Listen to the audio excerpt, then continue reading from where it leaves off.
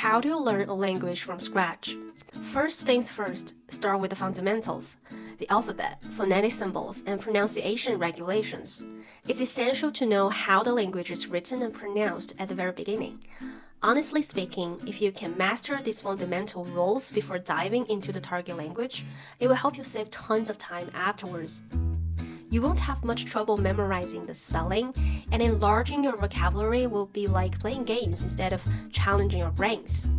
However, if you have trouble pronouncing certain words, it's fine. Just keep practicing along the way of your study.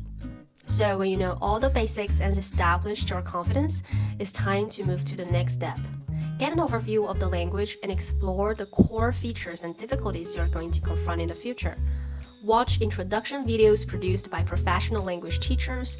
I benefited from this step when I started to learn Korean. After learning pronunciation, I watched several long videos introducing the facts about Korean grammar. The videos really helped me establish a concept of what I would have to learn in the following months. Then you can move to the next step. Prepare the main course in your study, which is the textbook. You may be wondering what textbooks you should follow. My suggestion is to learn from the bestsellers, the classic ones, like the New Concept English for English learners. A classic textbook is like the Petit Hope Noir in fashion. It may not catch your eyes at first glance, but you'll never go wrong with it.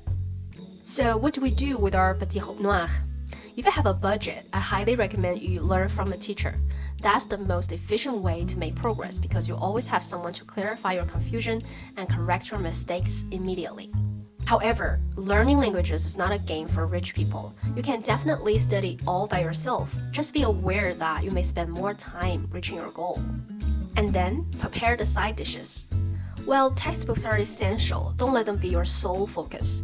Movies, TV shows, vlogs, and music can add a dynamic touch to your learning experience. So diversify your approach with audio and visual materials.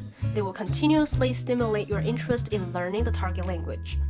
When you finish several lessons from your textbook and watch dozens of episodes in your target language, you may consider converting your input to output. It's time for you to practice. Remember, the ultimate goal is to use the language in real life. At the end of the day, language is nothing but a tool. It's your passport to higher salaries, broader social connections, and a more diverse world.